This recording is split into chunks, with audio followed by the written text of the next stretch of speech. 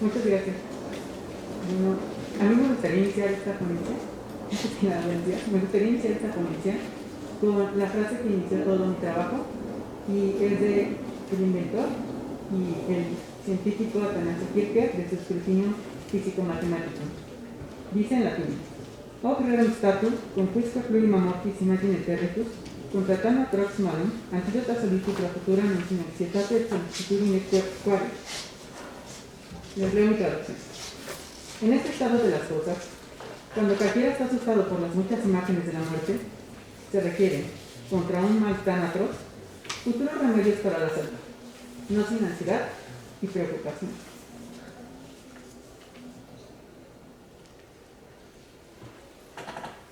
Pues bien, el tema que nos atañe es magia o medicina, un remedio contra la peste de Aspasia scaramuccius. Durante los pasados 2 años de contingencia sanitaria que asolaron a nuestro planeta, el silencio tomó las estentorias calles. Nuestra vida privada se volvió pública y la ansiedad y el miedo invadieron nuestras almas. Fue entonces cuando no pocas miradas voltearon hacia el pasado en búsqueda de respuestas, tratando de encontrar similitudes y diferencias con enfermedades antiguas. Nos dedicamos, pues, al bienaventurado Otium Literarum. El presente trabajo no es la excepción.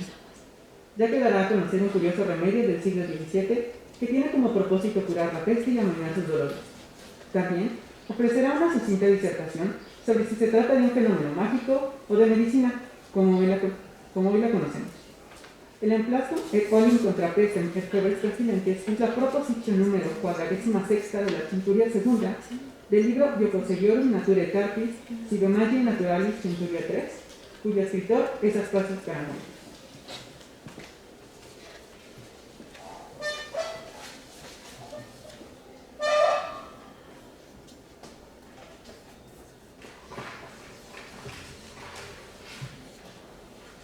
En primer lugar, es necesario responder a la pregunta: ¿quién es Aspasia scaramuccius? Pues bien, de Aspasia scaramuccius se conserva únicamente el nombre, hecho que no es fortuito, debido a que no existía una persona real que portara dicho nombre. Por el contrario, con toda seguridad es posible afirmar que Aspasia scaramuccius es únicamente un seudónimo que utilizó el jesuita germano Gaspar Scott para publicar su obra Bioprosediorum Naturae Cartis sive Magiae Naturalis Centuria 3. Esto debido a las dificultades con la censura interna de los libros de la orden y a las restricciones a las que estaba sujeto a causa de sus votos. Ahora, ¿de dónde surge Aspasia scaramuccius? Por un lado, el investigador Hans Joachim Borrath propone 2 hipótesis sobre el origen del nombre. La primera de ellas señala que Aspasia scaramuccius es un anagrama formado de las palabras latinas Gasparus Amasis, Amasis Belli, es decir, Gaspar el amante de las velas. Alegoría de la doble navegación que realizó el jesuita durante su vida. La una metafórica, por su polimatía, la otra física, por su traslado a diferentes partes de Europa. La segunda hipótesis de este mismo investigador sugiere que dicho nombre podría estar compuesto de las palabras Gasparus Amanius Jesu, es decir, Gaspar, el que ama a Jesús. Esto evidentemente como una alusión a su estado de religioso. Por otra parte, el investigador Julius Oswald sugiere que el nombre de Aspasia scaramuccius proviene de Gaspar die Amsel abwiegen, es decir, Gaspar el mirlo perdido, ya que, como dije con anterioridad, el jesuita se trasladó por diferentes regiones de Europa a lo largo de su vida. Con este investigador estará de acuerdo el escritor y semiólogo Umberto Eco, quien en su libro La isla del día de antes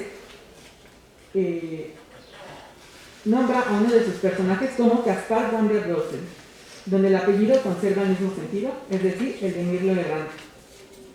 Finalmente, se debe mencionar que existe una conjetura entre los investigadores donde se asocia el pretendido apellido Caramuelius con el del filósofo madrileño Juan Caramuel Lobkowitz, cuyas obras gozaban de muy buena reputación en el periodo en que se publicó la obra Jocoseria de jesuita. De hecho, esta suposición no es tan arriesgada si se tiene en cuenta que Caramuel mantuvo correspondencia con Atanasio Kircher, maestro de Scott y de quien hablaremos más adelante. Por lo anterior, surge una nueva interrogante. ¿Cómo es que sabemos que se trata de Gaspar Scott? Existen varias pruebas que respaldan la premisa de que se trata de una misma persona y todas ellas se encuentran dentro del contenido del mismo tratado. La primera es que tiene el mismo estilo literario. La segunda es que el autor cita frecuentemente sus obras publicadas con anterioridad. Es el caso del De Mayo Universalis y su técnica curiosa. Y finalmente la tercera prueba es que Scott realiza aquí una corrección a una errata que se publicó en sus cursos matemáticos. A causa de lo antes expuesto, se debe construir, aunque brevemente, una biografía del jesuita. Gaspar Scott nació en Bad Königshofen, en la actual Alemania, el 5 de febrero de 1608. A su corta edad, destacó entre sus compañeros debido a su brillante ingenio.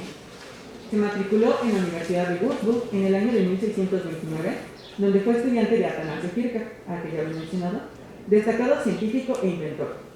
Con él entabló una relación afectuosa maestro-estudiante que luego desembocaría en una amistad sincera. Huyendo de la guerra, Scott se trasladó por diferentes partes de Europa hasta llegar a la ciudad de Palermo, en la isla de Sicilia, donde vivió por 30 años. Regresó luego de ese tiempo a su patria para ejercer la docencia y redactar sus obras con el auspicio del obispo. Finalmente, murió el 22 de mayo de 1666, de causas desconocidas, pero con un gran apego al trabajo intelectual. En cuanto al tratado Iocoselionum Naturalitatis Sidemagie Naturalis Centuriae 3, que por su traducción al español son 3 centurias de lo divertido y serio de la naturaleza y el arte, o de la magia natural, se saben muy pocas cosas.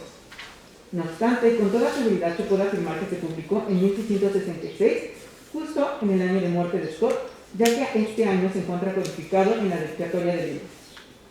Se trata pues de una extensa miscelánea de proposiciones, es decir, enunciados sujetos a comprobación de su veracidad o mendacidad. Todas ellas comparten un rasgo en común, son descritas como fenómenos mágicos. El libro se compone por 300 proposiciones con sus respectivas anotaciones o comprobaciones, divididas en grupos de 100. Al parecer no siguen un orden alfabético o lógico, sino uno aleatorio, dado que el fin de la obra es entretener y divertir a los lectores. Ciertamente, este propósito es visible ya desde el epígrafe de la obra, Iocoselionum. ¿Qué se debe entender por el sintagma Iocoselionum? Para comprender el concepto hay que hacer una dicotomía.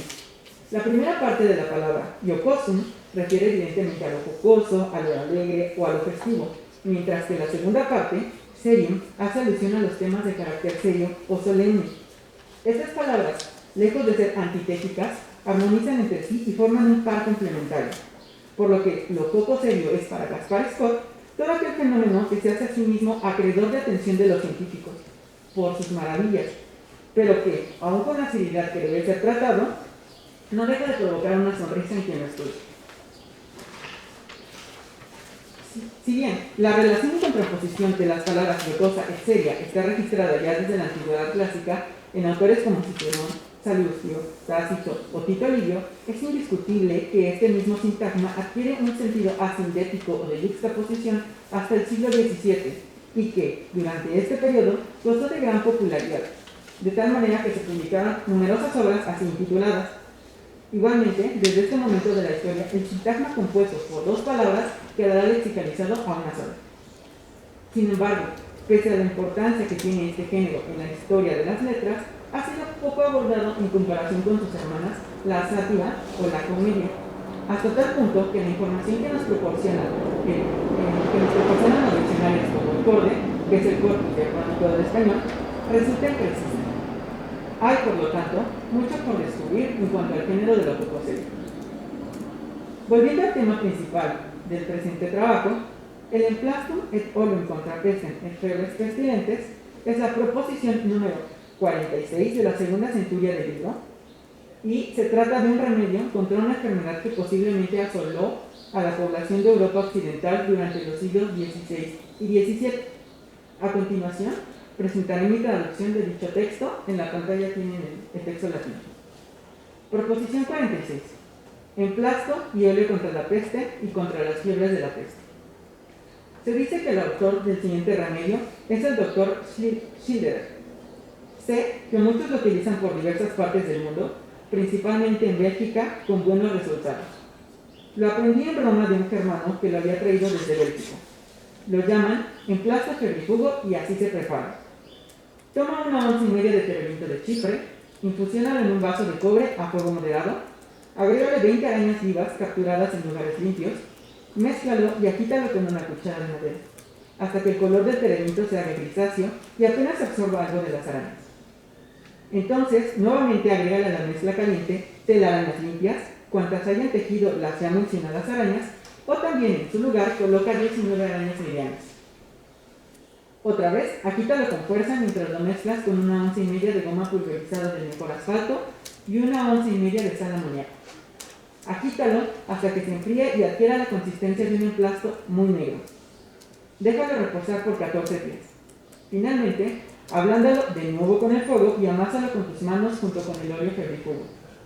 El óleo febrifugo se prepara de la siguiente manera. Junta agua de ninfeo, 1 onza de lombrices, 1 onza de flor de hipérico y 1 onza de almendras amargas. Agrégale 20 escorpiones vivos, exponlos al sol hasta que por fin los escorpiones se mueran.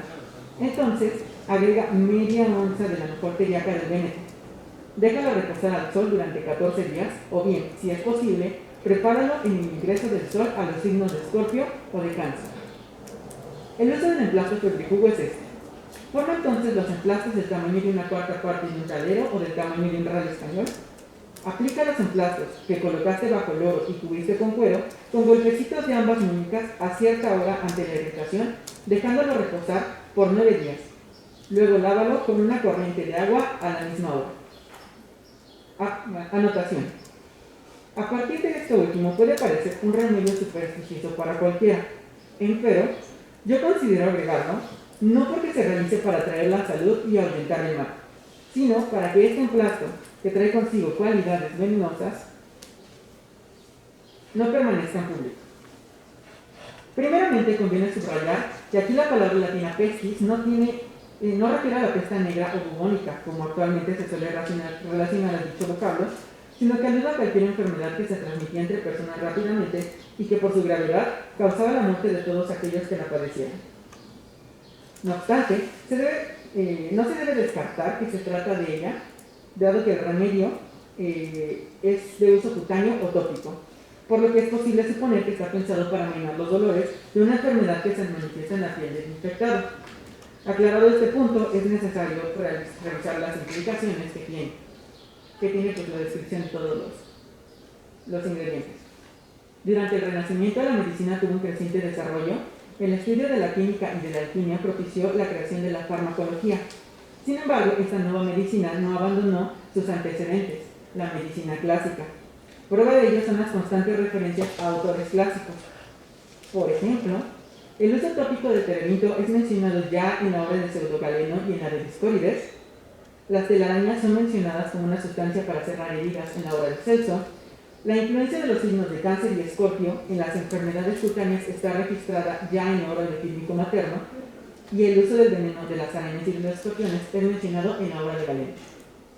Es importante que el uso del veneno de los animales también ocupó un lugar fundamental en la medicina del Renacimiento, pues su principal impulsor, el médico Paracelso, afirmaba que todo veneno aplicado de forma adecuada se convertía en remedio. De hecho, también podemos notar la influencia de Paracelso en este tipo de medicina cuando vemos el uso de materiales de origen mineral, por ejemplo la sal de amoníaco y la goma de asfalto pulverizada.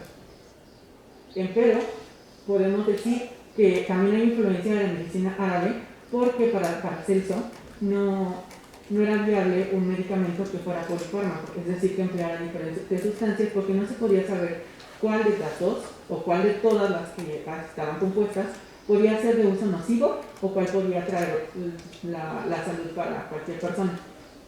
De hecho, la teriaca, que se menciona también, que mencioné la teriaca del Véneto, a veces estaba formada hasta por 70 ingredientes.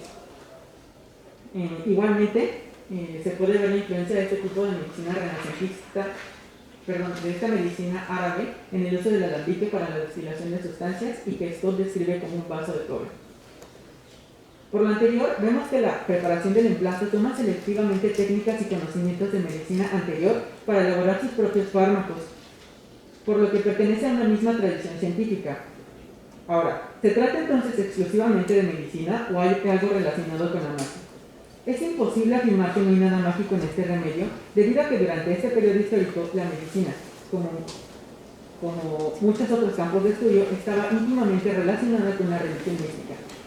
Para los científicos del Renacimiento, la magia no es aquella nigromancia, o aquellas prácticas naturales realizadas por hombres e influidas por demonios, sino el conocimiento elevado que busca comprender las verdades divinas de la creación, es decir, de la naturaleza.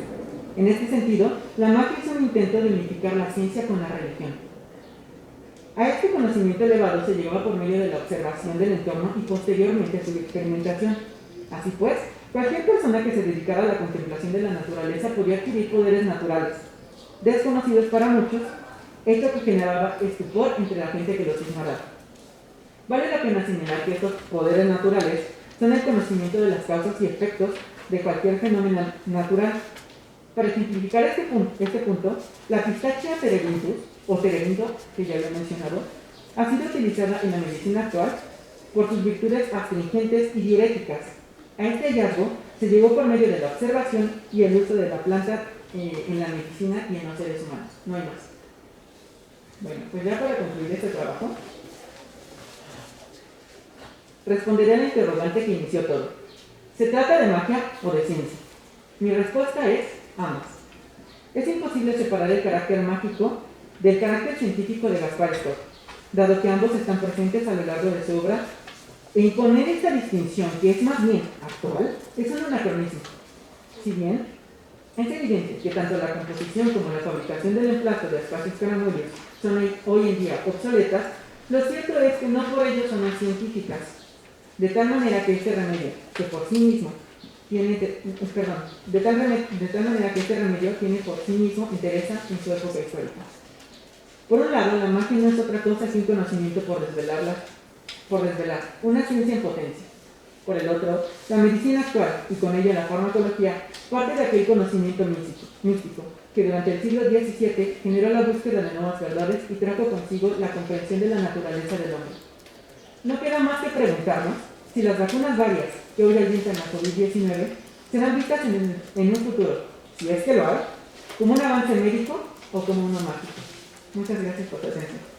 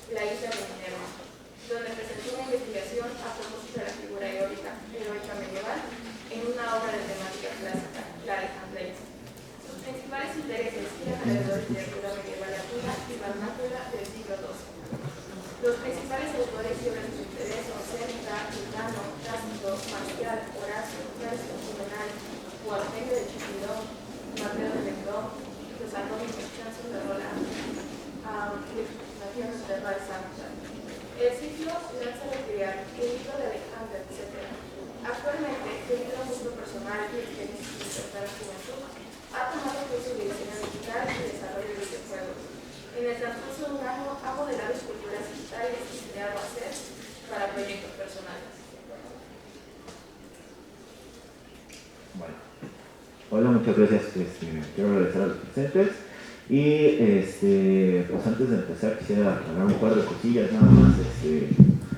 Pues bueno, vamos a hablar sobre tecnologías y demás, y también me quisiera disculpar porque parece ser que ya reflexionándolo un poco, mi exposición tal vez no se acerca mucho al tema de los clásicos, pero bueno, se hace lo que se puede, ¿no?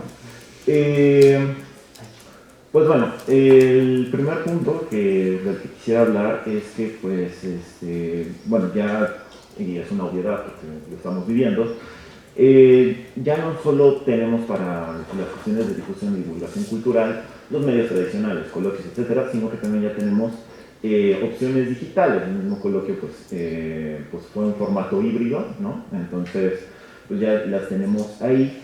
Y pues parte del, o sea, no es como que no estuvieran ahí, solo que es la pandemia, por así decirlo, la que nos está llevando también a estas opciones. Pero en general, para hablar de todos estos medios digitales, es necesario como introducción reflexionar un poco sobre cierta realidad que también la pandemia nos hizo evidente, a saber, la necesidad de democratizar la tecnología. Y cuando hablo de democratizar tecnología, no me refiero nada más a que sea accesible, sino que sea de calidad y que se enseñe a usar de manera efectiva y responsable. La pandemia me parece que acentuó también los contrastes sociales y propició un ambiente hostil, tanto en salones de clase como en la vida académica, en parte por la frustración tanto de profesores y alumnos como de organizadores de eventos, etcétera, por no saber usar tal o cual tecnología, por no conocer en caso de programas y aplicaciones opciones más amigables para el usuario, o, hablando ya en términos generales, por no contar con los recursos físicos, un espacio de trabajo adecuado, un servicio de luz e internet estables, etcétera, ¿no? Y, no sé si hay alguien aquí que haya vivido o haya tenido esas experiencias, pero está de la patada. Bueno, dicho así, pues pareciera un sinsentido también hablar de difusión cultural a través de estos medios, cuando hay escasa accesibilidad a ellos, pero sin romantizar un poco esta idea de las carencias y demás, con poco se puede hacer mucho, ¿no? Y valdría un poco la pena también mencionar los auxilios que hemos tenido por parte de la universidad, pues para no sufrir tanto esta cuestión de carencias de equipos de cómputo, ¿no? Me parece que se estuvieron prestando tablets y demás para poder trabajar a distancia.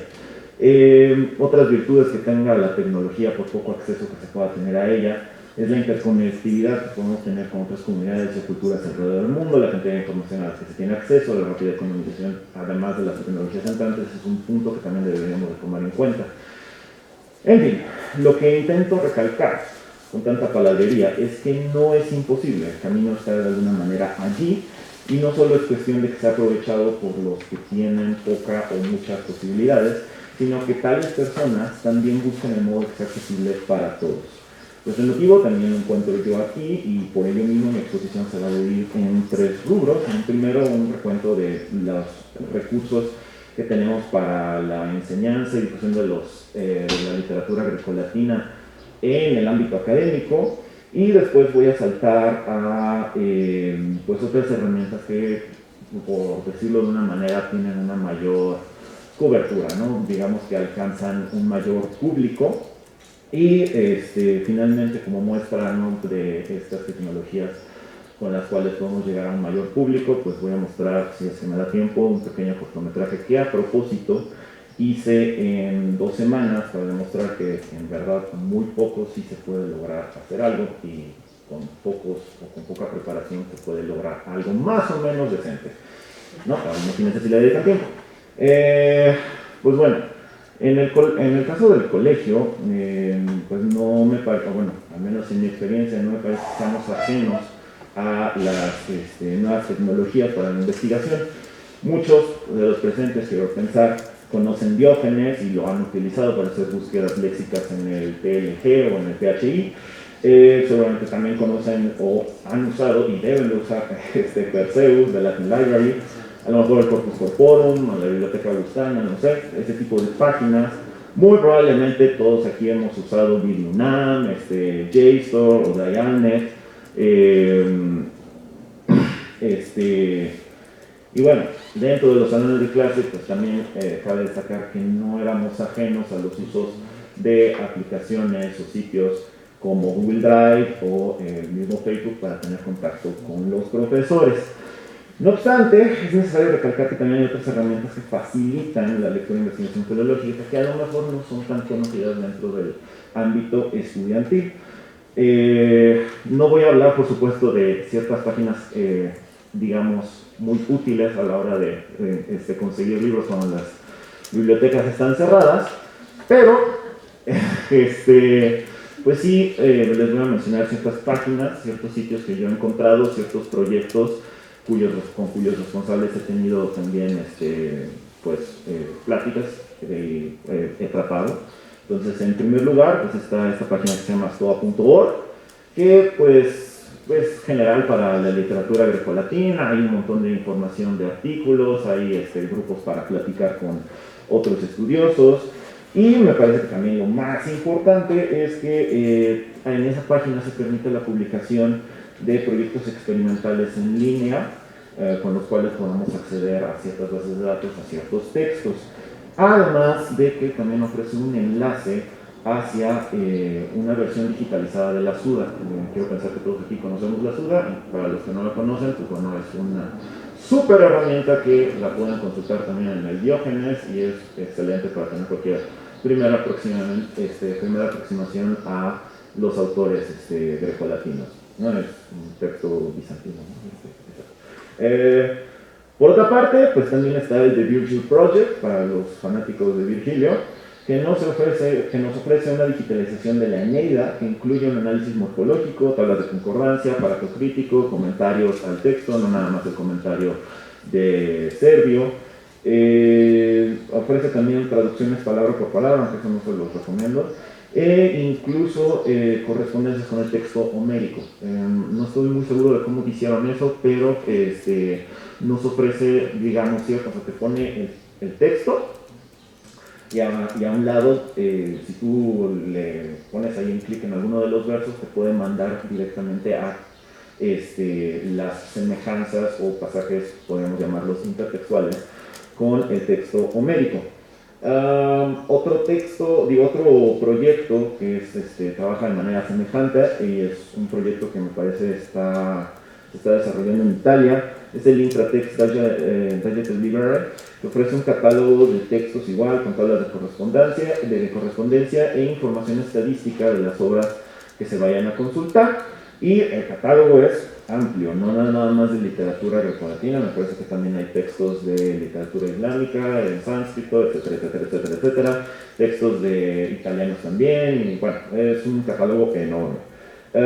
Por otra parte, también está Tesserae, es una herramienta que contiene también un catálogo de obras grecolatinas, y que permite detectar alusiones o referencias entre dos textos. Todos los que estemos metidos o nos interese hacer investigación en relaciones intertextuales, esta página es una maravilla porque te manda ya a las semejanzas léxicas, ¿no? Ya todo el trabajo de interpretación lo tienes que hacer tú, tampoco piensas que la mugrosa página te lo va a hacer por ti. Otro proyecto, también italiano, es Musisque de Oque, que en mi opinión, nada más personal, pues es una súper herramienta porque es una base de datos, ofrece tablas de concordancia, igual ofrece aparato crítico, te da las correlaciones léxicas, te dice el metro en el que está la obra que estás consultando, me parece que también te da por ahí información estadística. O sea, te lo pone todo, ¿no? Es una herramienta, pero el pequeño problemita es que me parece nada más tiene los textos de la tradición latina, no tiene ningún texto de la tradición griega. Igual que el Musisque de Oque, pero a lo mejor no tan elaborado, es el Thebarum Fabula, que es igual un proyecto en el que están trabajando varias universidades, entre ellas la UNAM. Y pues lo mismo, ¿no? Es un repositorio con ediciones críticas digitalizadas, tiene los aparatos críticos incluidos y te ofrece traducciones al inglés y al español. Y me parece que, por si tienen dudas con esta página, por si la quieren consultar, me parece que los profesores que están trabajando o trabajaban en ella son Baruch y Bernardo Berroco, ¿no? Por si quieren también hablar con ellos al respecto de esta página. Pero bueno, eso es en el ámbito estudiantil. Fuera del ámbito estudiantil, pues bueno, hay las opciones con esta era digital son enormes. Ya sea desde agarrar, hacer videos en YouTube, hacer cosas en Facebook, lo que sea. Estoy seguro que también probablemente conozcan al profesor Alexis Helmer, que también tiene ahí sus dos grupos, uno de enseñanza de latín y otro de griego. Hace más o menos las mismas actividades, por si también conocen a estas figuras de Luc Ranieri y ¿cómo se llama el otro? Es sueco, bueno, no me acuerdo del otro señor, pero la cargué tan pronto. Sorry. Pero bueno, o sea, no les digo tampoco que se vuelvan youtubers, ¿no? Pero pues las opciones ahí están y uno tiene que saber también qué tipo de medio digital se va a utilizar. Vamos a utilizar imágenes, vamos a utilizar videos, hay que conocer las plataformas. Aquí les pongo las plataformas pues más populares, con más views, ¿no? Pues, con más concurrencia. Y pues bueno, yo me voy a centrar más en el aspecto de la imagen, en esta primera parte, y les pongo aquí ciertas páginas, ciertos ejemplos también de las cosas que se pueden hacer de manera pues gratuita desde casa y con un equipo bastante básico. Por un lado les pongo también, o sea, se los divido en dos partes porque también es una cuestión que hay que tener en cuenta cuando uno trabaja en el ámbito digital. Si se quiere hacer algo 2D o si se quiere hacer algo 3D, en el ámbito 2D pues les pongo los programas con los que se puede elaborar. Los que no tienen asterisco son gratuitos. Los que tienen un asterisco, hay dos, son pirateables o la UNAM se los ofrece de manera gratuita. Y los que tienen dos asteriscos, esos cuestan $1. Entonces, esos mejor no. Pero para que sepan que están ahí, ¿no? Porque son, o sea, finalmente son herramientas que se pueden utilizar y bueno, si alguien tiene la posibilidad de usarlo, pues que lo use. Yo no, porque no me alcanza. Pero bueno, además de eso, ¿no? También es necesario tener ciertos conocimientos artísticos, que créanme, no es que sea, o sea, no se van a llevar la vida en ello. En todo caso somos jóvenes y tiempo tenemos de sobra, en la cuestión de organizarse y ser también muy selectivo con qué es lo que vamos a hacer, tener claro qué es lo que vamos a hacer.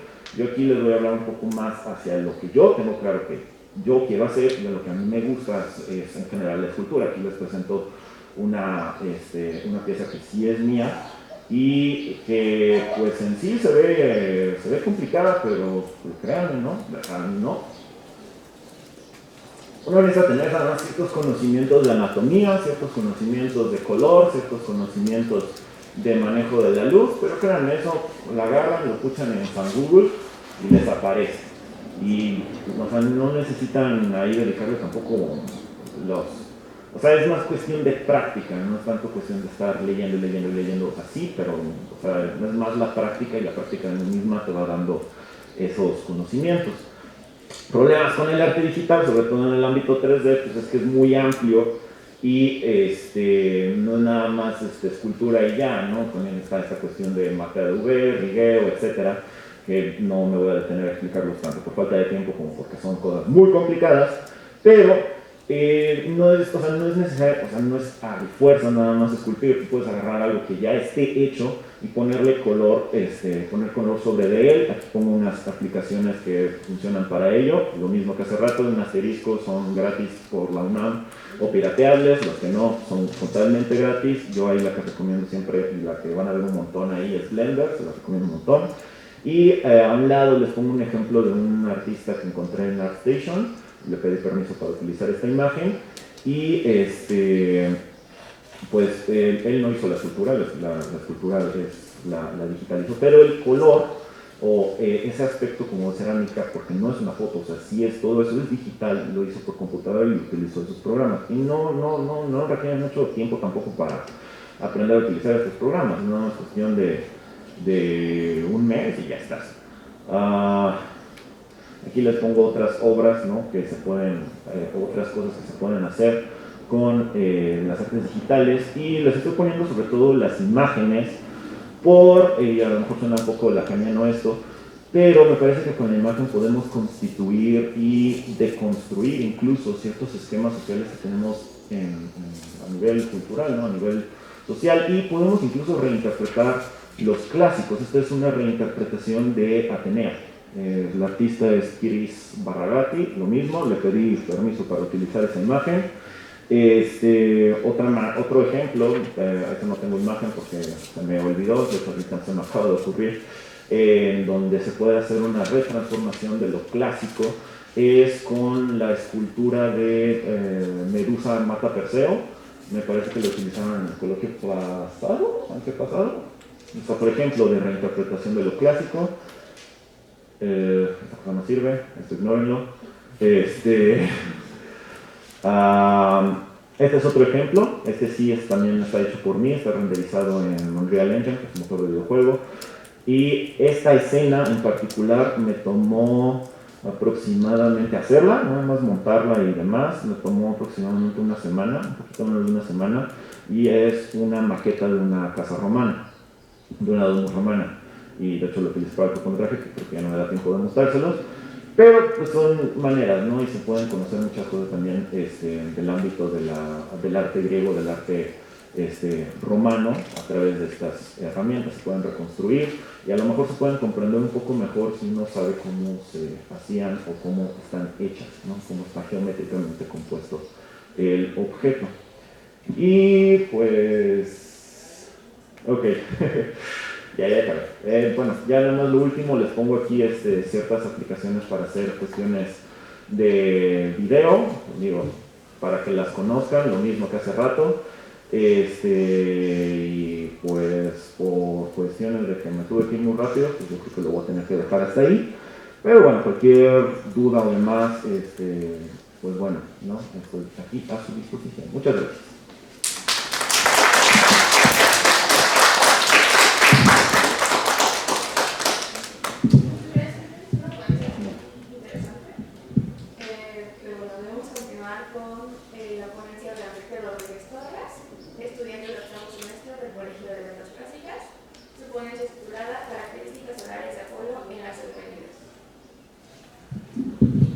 Hola, ¿qué tal? Buenos días a todos. Antes que nada, igualmente quiero agradecer tanto a las organizadoras del coloquio como a la doctora Cecilia Jaime y, por supuesto, que a todos los que están aquí presentes. La ponencia la titulé Características solares de Apolo en las Humanides, pero después pensé o decidí que quizás sea más pertinente ponerlo como una pregunta. Así suena muy sentencioso y creo que no, tal vez no sea la idea. Y bueno, la pregunta me sirve justamente para ver si puedo tener una respuesta. Bueno, probablemente muchos de nosotros hayamos leído alguna obra de un autor clásico en la que se menciona Apolo, algunas veces como juego, y nos hayamos sorprendido al darnos cuenta que ya entrados en el contexto, a quien se refieren no es al Apolo que conocemos de casi toda la vida, al poeta y dios del oráculo, sino a ellos, ese Dios que con su carro de fuego trae el día y que en algún momento se lo presta por insistencia a su hijo Paitón. Y él cae y muere por un accidente, y en ese momento su madre, Clímenes, dice: oh Dios de bello resplandor, ¿cómo me has fulminado? Y también a este, Apolo, sensatamente, se te llama entre los mortales. En griego dice Apolesas Kaitonde, Apolonde Endotois Ortos Kaleri. Bueno, estas palabras de Clímenes advierten una plena identificación de Apolo con ellos, misma que según el consenso se da por ahí del siglo IV. Es en una fecha cercana al 420 que este diálogo aparece en una tragedia, el Platón de Eurípides, lo cual concuerda con este consenso. Si bien, de acuerdo con lo señalado por Digger, el editor, puede haber una identificación de este Apolo con ellos, incluso en estilo, concretamente en las suplicantes, cuando las Danaides llegan junto a su padre a la tierra de Argos y piden protección a las divinidades, a ellos y a Apolo. Podemos decir, bueno, esta vinculación es respetada por la mayoría de los críticos y Ruiz de Elvira sostiene que aparece pocas veces en la poesía y tiene mayor incidencia en una época remota, con Calímaco y Nono de Panópolis. No obstante, creo que hay que ver en esa vinculación el resultado de un paulatino proceso, del cual las Euménides de Esquilo es partícipe, y en donde ya se perciben los pininos de los que se valdrán escritores posteriores para terminar de definir.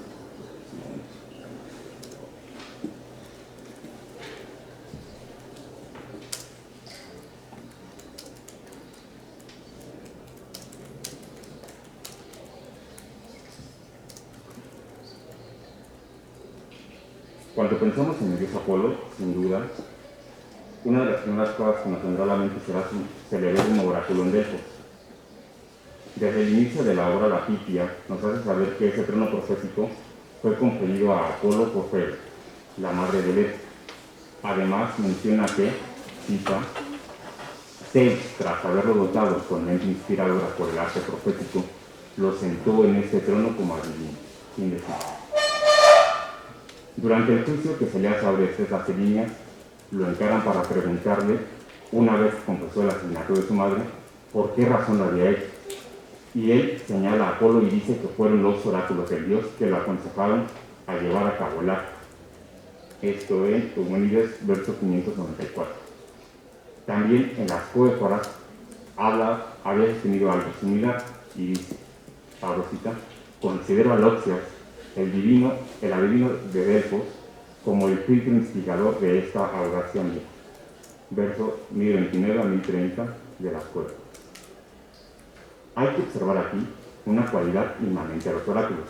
A menudo se dice que la Pitia utilizaba una manera particular de dar a quienes acudían a Delfos sus vaticinios, tanto por su forma métrica como por el lenguaje y el hiperbatón utilizado, como lo señala Soisselier, o como se pronuncia en francés. Así habría que atender que él simplemente profetizó que procurará vengar a su padre, como lo dice en Eumenides 203. Por lo que se podría decir que nunca dijo que explícitamente asesinara a su madre.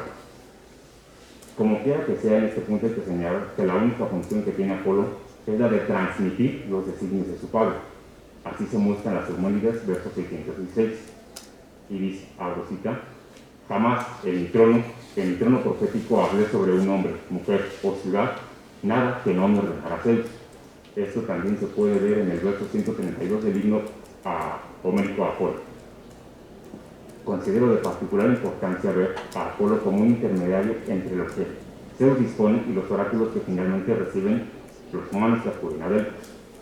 En el diálogo Ión, el Sócrates platónico dice que al hombre le es imposible profetizar y poetizar mientras en él haya inteligencia. Concebir estas artes en un esquema similar tiene repercusión cuando en la misma obra se utiliza una metáfora, la del imán y los eslabones de metal, que forman una cadena que guardan esa fuerza y se transmite a través de los metales. En ambos casos el receptor final es el humano, y en ambos casos la figura de Apolo se involucra, pues es él quien dirige a las musas. En la profética sería Zeus, Apolo, la Pitia y finalmente los humanos, en la poética Apolo, las musas y los humanos. Tal como lo señala Otto, Apolo es un dios conocedor de los hados superiores, se sujeta y dispone del orden natural de las cosas, lo que es y debe ser en la medida y cantidad correcta, y mantiene así, cita, el universo en armonioso movimiento. Fin de cita. Bueno. El Dios que conoce ese orden sabe de qué modo se ha de enmendar aquello que lo altera. Por eso, cuando Orestes comete el asesinato, le ordena que vaya a su santuario para ser purificado, en el verso 205 de las Eumenides. De acuerdo con Otto, Apolo es, desde un inicio, el dios curador por excelencia. Del mismo dios que se encarga de la sanación, es a la vez un dios purificador, pues en ambos casos se trata de una mácula que afecta al individuo que carga con ella, y en el caso de la enfermedad puede segregarlo de la comunidad en tanto contagiosa, tal como ocurre con el asesinato. Así lo declara Orestes en las Eumenides, de 448 al 450. Es ley que el homicida no le hable a nadie hasta el momento en que un hombre con capacidad para purificarlo lo haya rociado con la sangre que brota al degollar una res letal. En palabras de Fraser, estos ritos de purificación tenían como finalidad aplacar la furia de los espíritus vengativos de los muertos que perseguían furiosos a sus asesinos. Pero para poder llevar a cabo la purificación, el encargado del ritual debe conocer los factores que provocaron la mácula, pues resulta que este acto consiste esencialmente en regresar a la normalidad lo que se ha vuelto anormal, y en esto sigo a Buster. Así, tiene manera de saber qué acción o acciones pueden equilibrar el daño hecho y equilibrar este con una nueva acción.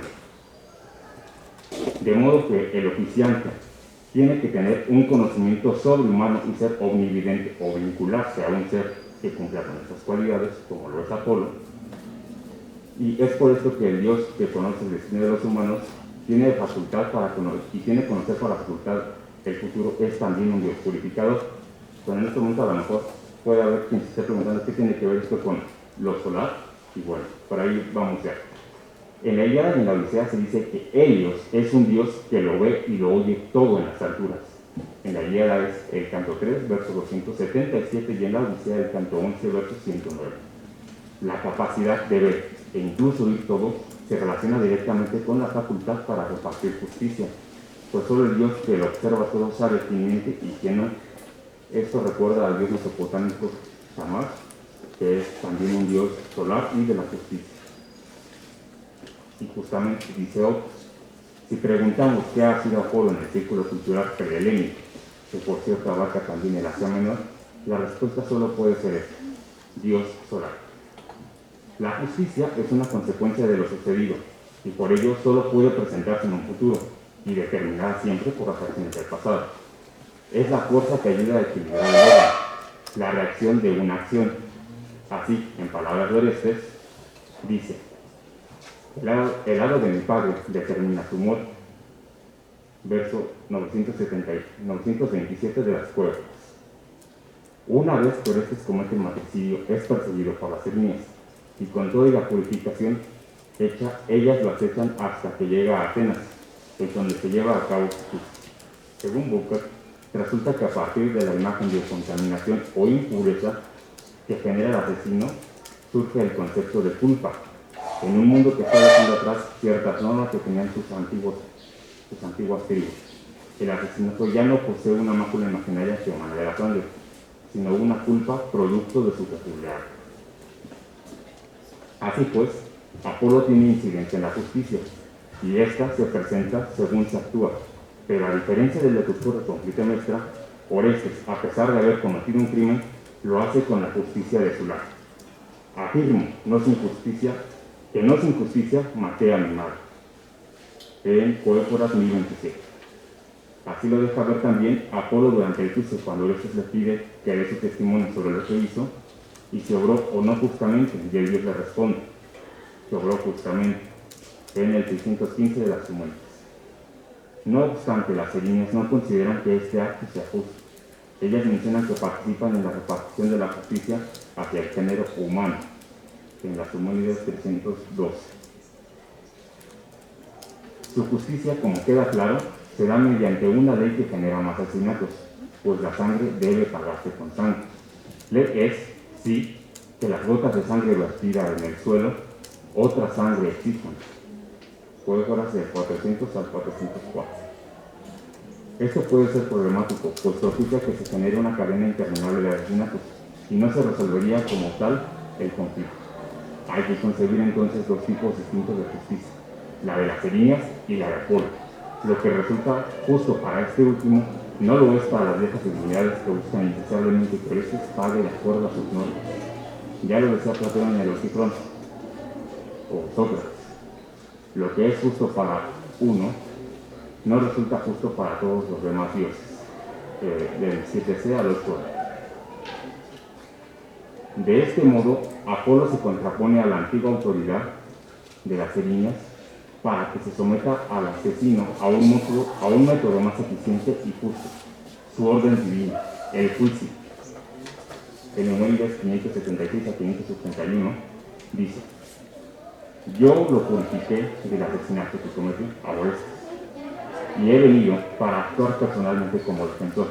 Se dirige a Atenas y dice: así que abre el juicio y resuelve conforme a tu sabiduría. Dos tipos diferentes de concepción sobre la justicia se ponen a reñir para ver cuál se coronará como vencedora. La justicia apolínea es la que vence sobre la antigua justicia.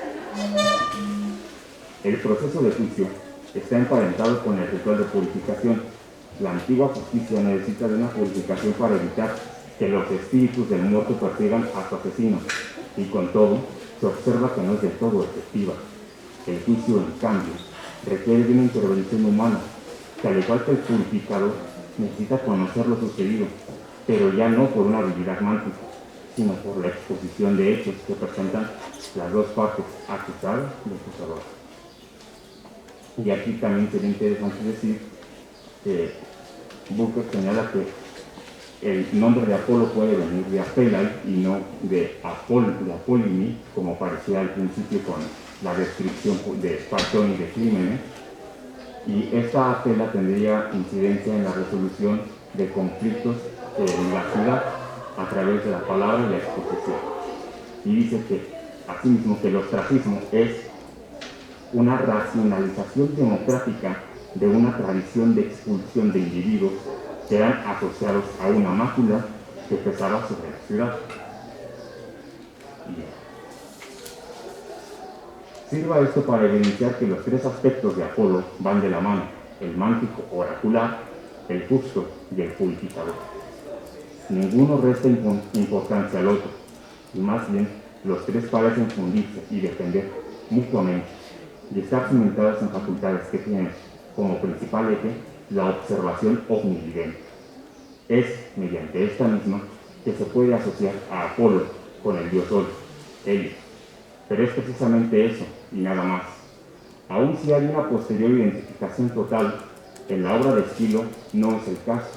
Sin embargo, ambas divinidades comparten rasgos en común. Pero la esfera de poder que tiene Apolo es más grande. Al final, absorberá todas las facultades de ellos y se terminará erigiendo como el único representante del universo. Sin embargo, para que ello ocurra, hace falta una serie de cambios en la mentalidad griega, una modificación en el panteón griego que tiene un claro reflejo en la literatura. Lo que a los ojos de los pobladores de Grecia y Roma en el periodo helenístico era una y la misma cosa, antaño habrían sido dos grandes divinidades, que luego de compartir su potestad y recoger un viaje más allá de Oriente u Occidente, acabaron por fundirse en el crisol de lo que la literatura tardía rescata con el simple apelativo de Febo. Esto, muchas gracias.